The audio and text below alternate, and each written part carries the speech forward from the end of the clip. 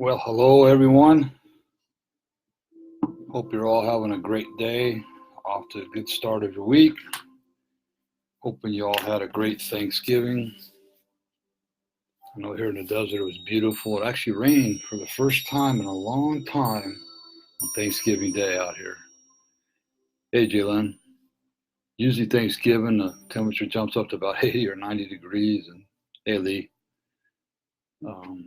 But we had a beautiful rainy day on Thanksgiving, and then we were surrounded by the majestic San Jacinto and San Gorgonio, and even the mountains up towards Joshua Tree just absolutely covered with snow. So this is when it's beautiful to live in the desert.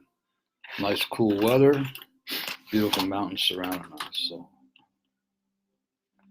beautiful weekend, and off to a beautiful week starting here in the desert. Temperatures are finally cooling down. So good morning, Linda. So we're going to continue this hard conversations, and we're moving on to chapter 7, hitting bottom. And hitting bottom can be a lot of things for a lot of people. Alcoholics and addicts can be one thing. They might be all suddenly losing their entire family, might be in jail once again for the umpteenth time. There's a lot of different reasons. It doesn't always have to be a physical bottom. For my bottom, it was in a very, very emotional bottom, literally living in hell. So then I'll get into my bottom a little bit later. For codependents, it could be, their families falling apart around them. They're just tired of seeing their mother, their father, their son, their child, just trying to make everybody else happy, but yet they're miserable and they just can't seem to find a way out of it. And basically, the bottom is when you just get to a point to where I can't do this anymore by myself and I need help. And you're at such a place that you become desperate for help. As one guy used to say, I hope you finally get to a place of desperation, because it's then and only then that most people will get help. There's different kind of bottoms. There's high bottoms, there's low bottoms. Mine was considered a high bottom. I wasn't losing everything besides my emotional and spiritual stability, but I wasn't losing everything like a lot of people do. And the low bottoms are just, it can be as much as death, which we see often, but more often they just lose everything. Their world around them is falling apart. Their wife and their children have finally cut them out of their life, and they just say, I can't live this way anymore. And sadly enough, too often, those people, oftentimes, they might reach out for help, and then they decide, nah, it's just the way it is. In fact, I had one gentleman in a stag meeting. It was all men's meeting from AA that I used to attend. And it was called God's Garage, and it was a great study. It actually helped me. I went to it for about 2 or 3 years, and it helped me a lot understand the program, Get Right with God. And this one guy, he was self-made, very wealthy, Canadian. He just spoke up one day and says, you know what? I've just decided that this is the way God made me, and nobody likes it. It's just too bad. And he was pushing his family and everybody away, and he just didn't care. So, some people are just incapable of being truthful with themselves. As a Big Book says, they're unconstitutionally incapable. They're constitutionally incapable of telling the truth, of being truthful with themselves. And that's a hard part, because any kind of, we use the word recovery, and I don't want that to scare people, but any kind of recovery, because what we're doing is we're recovering our life. Any kind of growth, the key element in that is to become rigorously honest. And who does that rigorous honesty start with? And the reality is, it starts with you. It starts within ourselves, about our true feelings, about what's going on in our life, about resentments towards mom and dad, grandma, grandpa, about all that stuff. Because I've found in my journey, and everybody that I've worked with over the last 12, 14 years, that that's the thing that keeps people stuck. They don't want to get rigorously honest about how they feel about a certain person for fear of that, I have to respect them. Well, yeah, we have to respect them, but you're not being very respectful when you're holding on to a resentment towards them, and they don't understand why you're not nice to them, or why you can't be around them. That's not respect at all. Sometimes being respect is telling somebody the hard truth with love. So that's part of the codependent part in all of us. We don't want to upset anybody. So we keep on holding on to stuff, and we keep on hurting ourselves. And believe me, codependency is a more dangerous drug than any drug that man can ever make. It probably kills more people emotionally and spiritually than any other drug that's on this earth. I even quote that in my book. So, oftentimes when I'm asked, I'm asked what is the hardest part of my recovery, and without question, speaking of being rigorously honest, without question, it's looking at myself, taking a really, really hard look at who Randy is, taking a really, really hard look at the harm that Randy caused. When we do the 4-step, when we do an inventory, and everybody, believe it or not, they're biblically based. Everybody can do the 12 steps and should do the 12 steps. The world would be a lot better place for doing it. And in that, when you do the 4-step, naturally, you're writing down the resentments you have towards people and who those people are, what it is, how they hurt you, how it affected you. There's 4 different things that you're gonna look at. But the last thing that you look at is your part in it. With the exception of sexual abuse and childhood just abuse, neglect, period, you really have no part in anything. I mean, let me rephrase that. I'm sorry. With the exception of sexual abuse and neglect as a child, you have a part in everything that happens in your life. And I'm going to say this, even somebody that stays in an abusive relationship as a young adult or adult, they keep, we'll blame it on the other person, but they have a big part in it. And their part is they stayed in the relationship when the kid had walked out. There's plenty of places to get help. So when we look at those things, when we look at those things in our own life, when we have to look at ourselves and go through our life and look at who did I hurt, and how did I hurt them? And I'm not talking necessarily just physical, emotionally and spiritually. I mean, the way I hurt my wife as a woman was brutal, and I didn't even know I was doing it. When I look back on it, even the woman that I had the affair with, the way I hurt her, I mean, it's a pebble effect. When I take that pebble of my affair and I drop it in the water, the ripples, they stretch far and long. And we have to look at that stuff, and that's the hardest part. And we have to do it without excuses or without defenses or justifications. We just have to take responsibility for it. So what does that look like? Do we have to, necessarily go to that person and say, hey, I'm sorry? The one thing my sponsor and that I learned in Alcoholics Anonymous, and I firmly believe in, and I'll tell you why in a minute, is I never once asked anybody for forgiveness. And they tell you, don't ask for forgiveness. Don't go to somebody and ask them to forgive you. Because why? Then you're asking that person to take action. And it's not up to that person to take action. It's our responsibility when we make an amends for our part in what we did.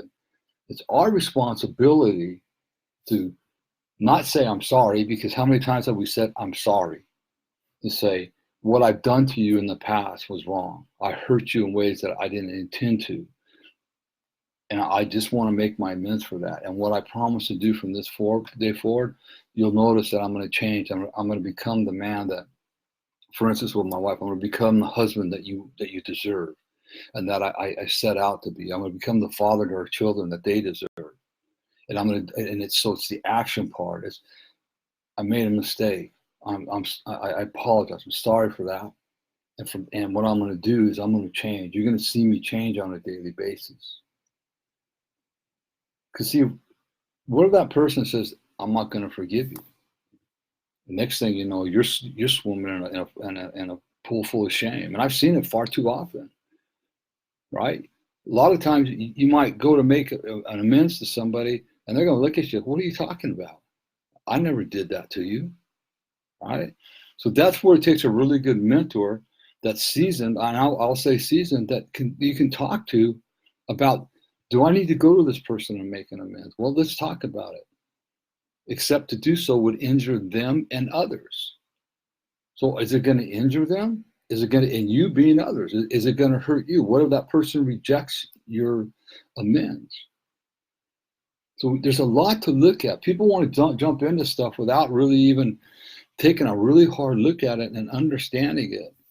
Hey, Kathy, Angie, Chanel, glad you guys are all here. So we really, it's really important to have a seasoned mentor that can walk you through this process, except when to do so would injure them or others. When I had that affair, I owed that lady an amends. Yeah, I owed her an amends. Even though she knew I was married, I owed her amends for what I did to her. And my sponsor says, Randy, why do you want to go back and dig up something that she might have forgotten about already, or that she put behind her? Why do you want to cause more harm in her? And then what's your wife going to say? And do you really want to go there? So we've got it. It's where it's really important to be walking with somebody that's wise and that can help you through this process. Before I entered, into the recovery, before I started doing this work, before I started looking at this, I was really good at evading responsibility. Really good at it, as a lot of people are. And one of the reasons I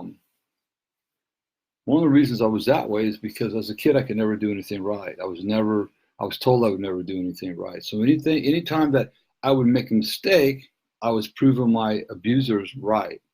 I was just reminded of the idiot that I was told I would be. Right. So right away, what I did is I went on the defensive, and the way I saw life is that everything that went wrong was always someone else's fault. I kept my side of the street clean, or so I thought. Like I said, we all have a part in something that we do, but I didn't realize it back then before I got on my recovery journey, because I know what I was doing was right, or was it? But in my eyes, it was. So it was your fault. You didn't listen to me. You didn't look at the plans right. You weren't paying attention. If only you knew. So I could blame everything on everybody else.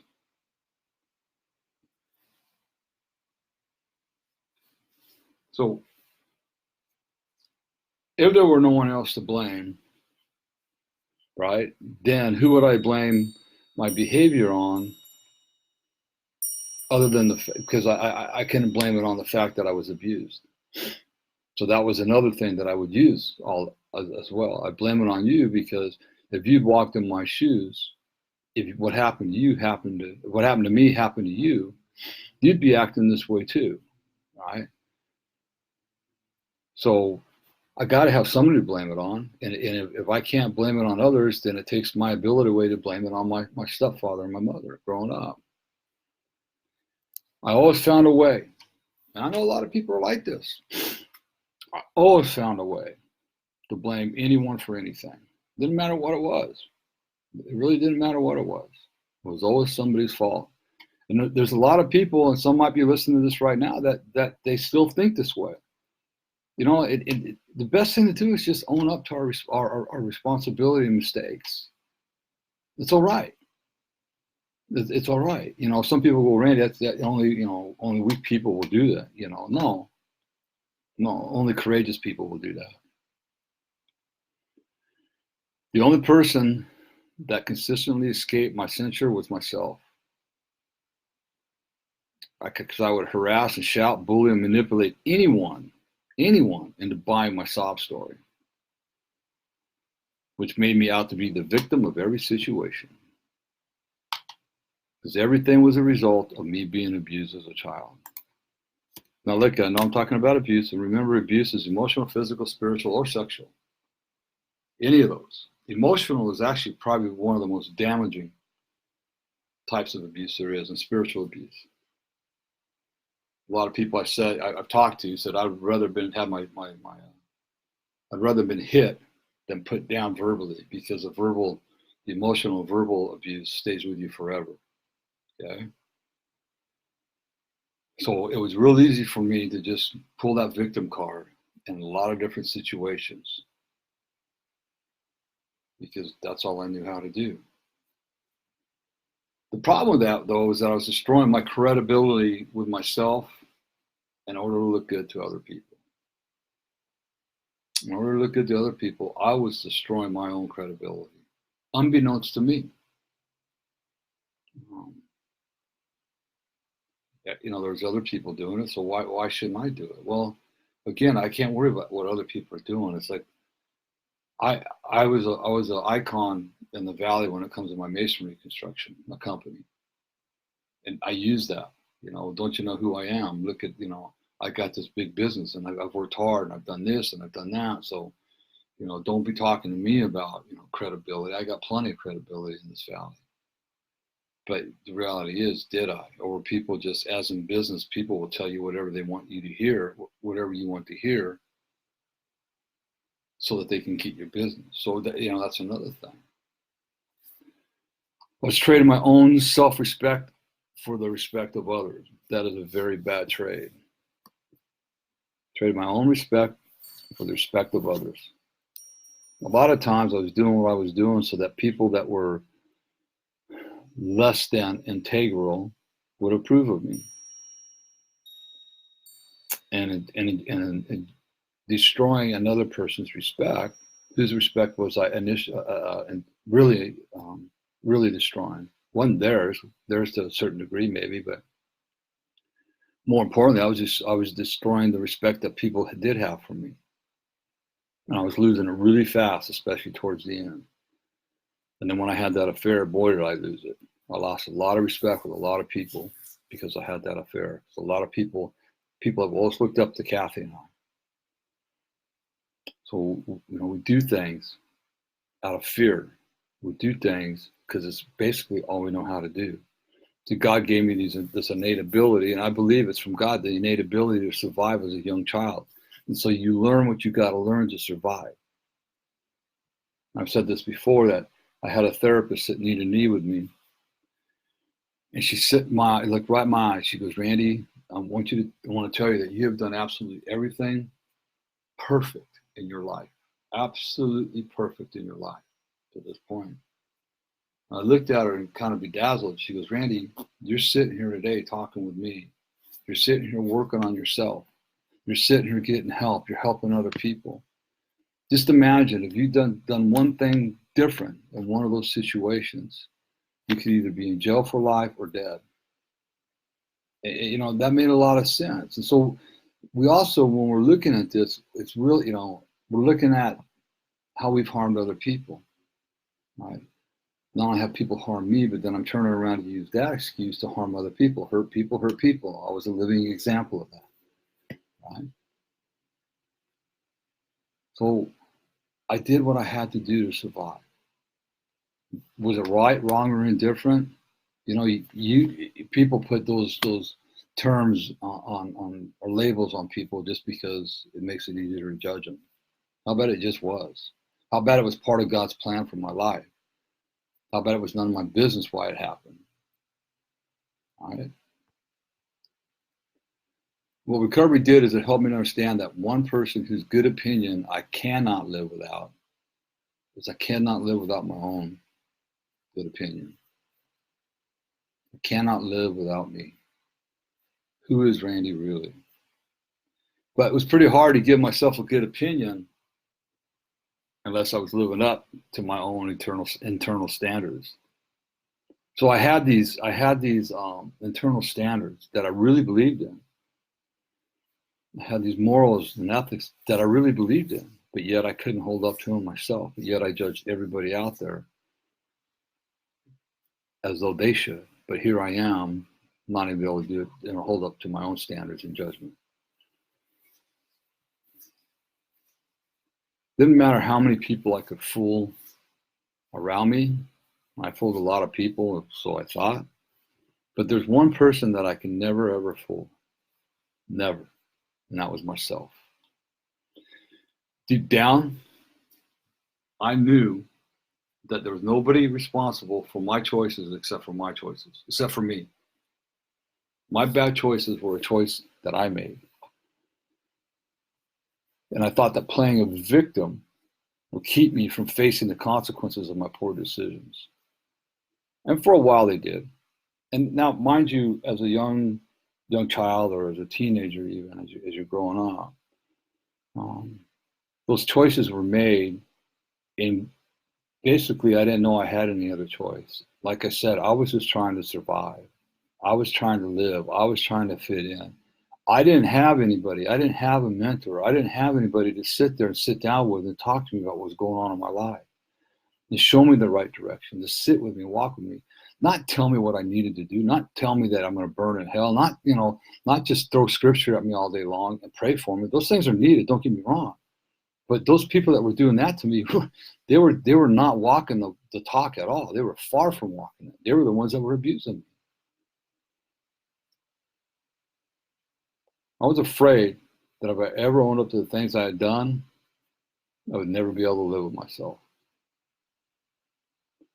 And the fact is that I can live with myself. The fact is that when I had to look at those things, it hurt, and it hurt really bad. And the fact is that when I got to the point where I made those amends, the people that I made the amends to, that I needed to make the amends to, none of them turned their back on me, because they knew deep down inside who Randy really was. I just didn't know. Kathy, my wife, when I had the affair, she didn't even hesitate to let me back in the house. She didn't even hesitate to forgive me. She had God speak to her and said, "You've been married to that man for over half of your life. Start fighting for him now." And she did. And she forgave me right away. Does that mean that I didn't have to do a lot of work? Oh, yeah. There's a lot of work we both had to do. She had a lot of work to do. I had a lot of work to do. But my sorry wasn't what did it, it was my action. She would tell people when we go and talk about our stories, she would tell people, it's Randy's feet that I watch, and his feet are going in the same direction that his talk is. And that's what's so important to me.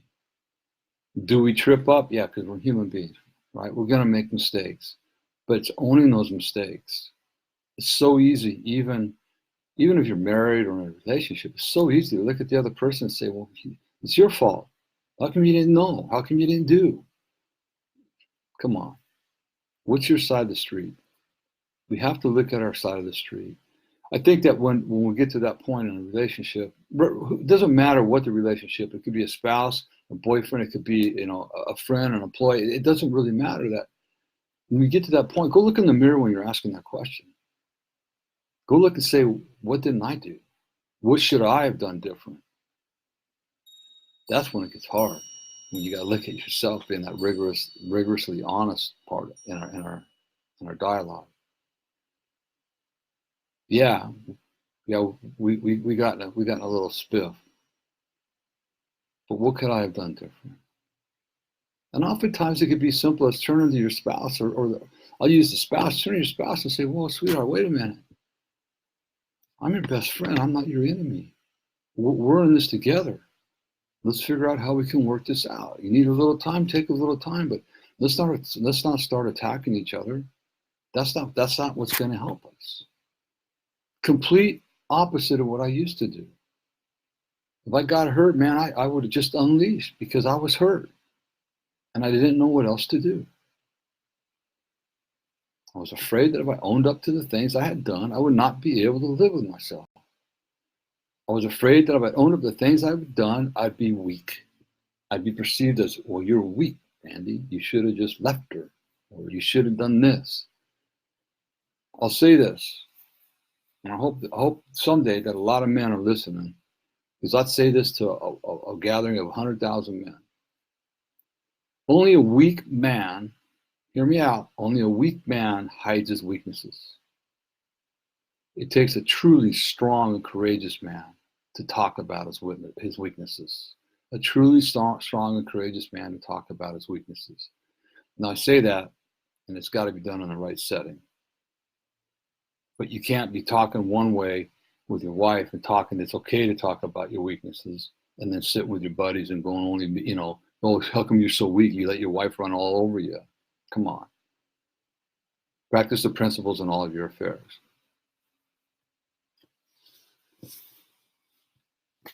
The whole thing is this. Ultimately, that living in a perpetual state of victimhood started feeling even worse. I couldn't live with myself either way. So I had to do something about it. We get to that point. It's okay. The most courageous thing a person can do is to admit their faults. Find a mentor, somebody you can walk through, travel through life with, that's going to hold you up. That's not going to just tell you what you need to do. That's going to show you what you need to do by their actions. That's going to walk with you, not just give you a half hour a day and then see you later, goodbye. Or an hour a day, see you later, goodbye, and be there maybe for, half a dozen times or whatever. Find a mentor, a coach that will walk with you through the issues, whatever they are. That's the way you're going to heal. So this is just the first part of hitting bottom. There'll be more to it. I'll talk a little bit more about, get into, my bottom, what it was, and how we can get out of it, so on and so forth. So there's a lot to this chapter. I'm going to just piece it together the best that I can. But I hope you all got a little bit out of this one. Remember, I'd like you all to visit my my website, please, courageoushealers.org. And then I'm looking for something I forgot.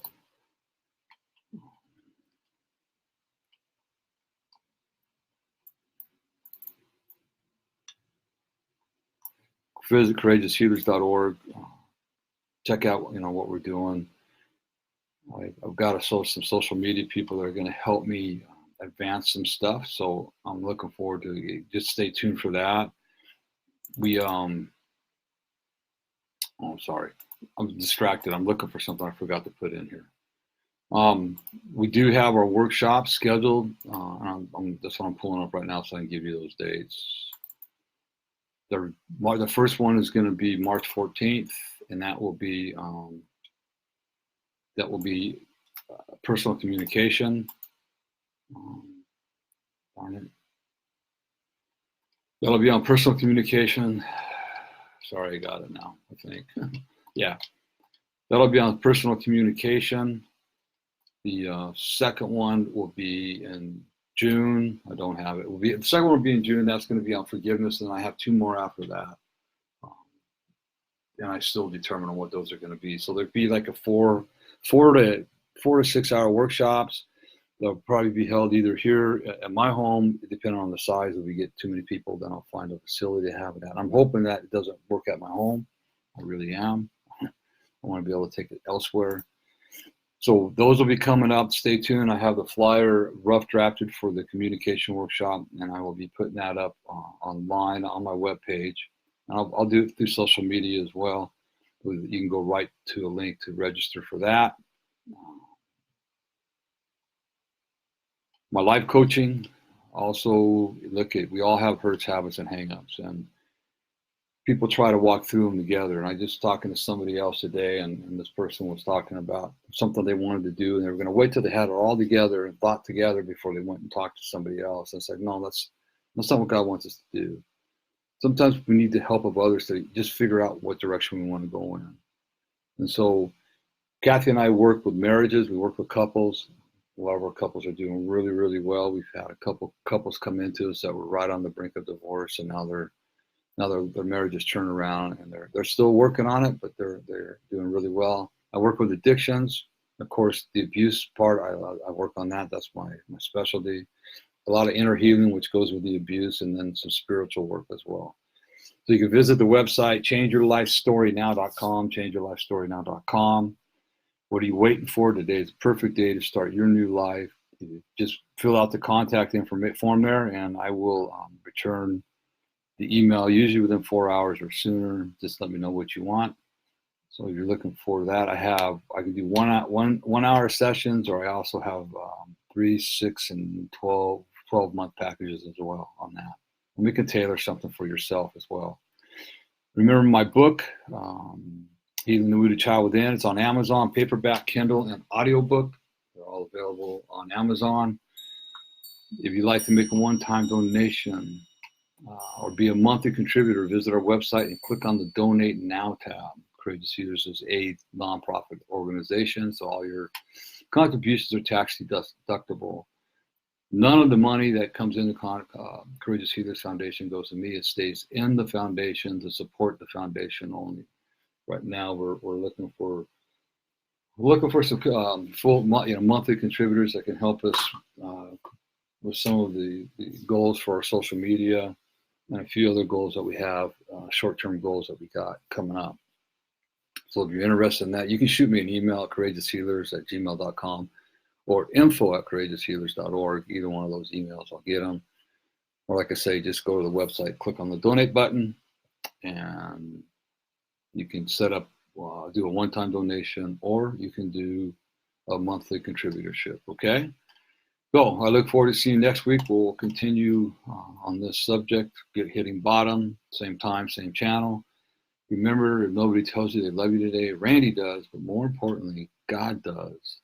Be blessed, everybody. Have a great week, and be kind to yourself and love those that you are around. Love you all. Bye-bye.